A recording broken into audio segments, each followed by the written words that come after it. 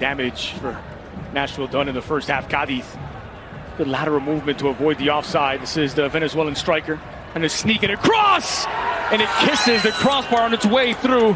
Nashville have their fifth.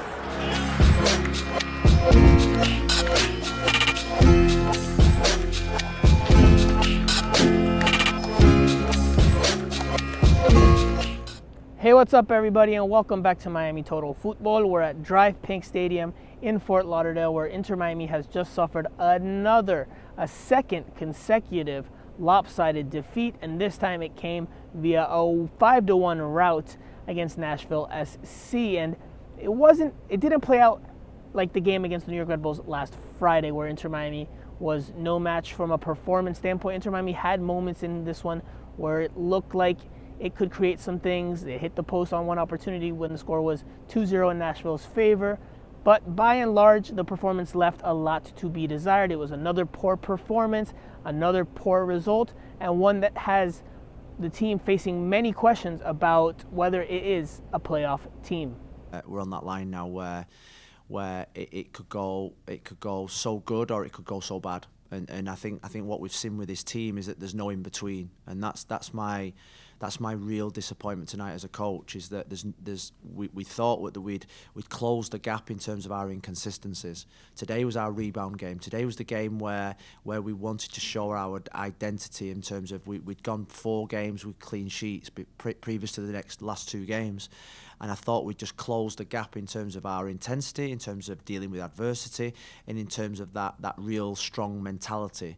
But we reverted back to type a little bit tonight. So that's the challenge over the next 6 days. Is we've got to regroup. Now, jumping into the game a little bit, both Nicolas Figal and Leandro Gonzalez Pires were suspended due to cards they received in the match against the New York Red Bulls. So that made for a makeshift back line, because Ventura Alvarado and Ryan Shawcross, the 2 reserve center backs, are dealing with injuries. So Phil Neville had to get creative here, had to try to put a patchwork defense together, glue some pieces here and there. He goes with the 5-man backline again, Lewis Morgan and Kieran Gibbs, the returning Kieran Gibbs, as the wing backs, and then his 3 center backs from right to left were Kelvin Leerdam, Gregory, and Christian McCoon. So he goes with the 5-man backline, and it doesn't pay off. Inter Miami gives up a goal 6 minutes in. It's playing catch-up from there, and the defense never really looked to be on the same page. There was too much space in between the lines, too much space in between players, especially across that back line, a lot on the left side, particularly between Gibbs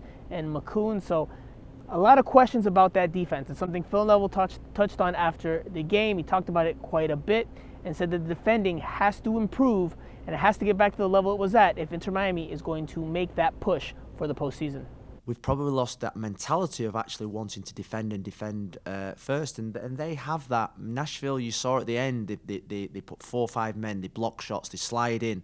That's what defenders should do, and that's what we need to get back. That's what we did when we went to Orlando twice. That's what we did when we played, them games when we were 4 games with a clean sheet. We were putting our bodies on the line. We've just got a softness now that we need to eradicate very quickly. Now, as for what I think is going on with this team, or what's happened over the last 2 games, well, look, I think there's definitely some truth in the fact that the team's just not defending as well as they were before. You could see the night and day difference. Whereas Nashville was making last-ditch tackles or last-ditch headed flicks out for corner kicks on shots that looked dangerous for Inter Miami, or on plays that looked dangerous for Inter Miami wasn't able to really come up with those same types of plays on a consistent basis. Now, I think the defensive levels over the last 2 games have dipped to where the attacking levels were during this recent run of games, where the attack wasn't generating all that much, very little, but was getting bailed out because of the defensive showings, how solid the defense was. So I think the team needs to get back to being defensively solid. Can't have games or performances like it did today. I thought Blaise Matuidi was poor.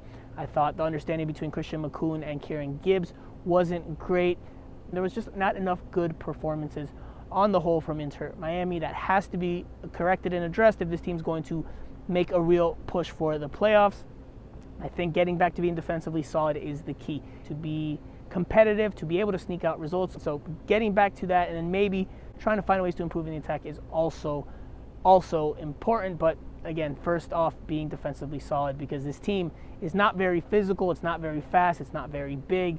So it needs to just be very solid to play against and then from there, try to pick and choose your moments to get into the attack and take some chances and score some goals. You know, everybody who steps on the field has a job to do, and I don't think any of us were good enough tonight. So, you know, we need to look at ourselves in the mirror. First of all, we just have to focus on what we're doing in training and trust that, you know, that's going to help us in the games. But that about does it for now.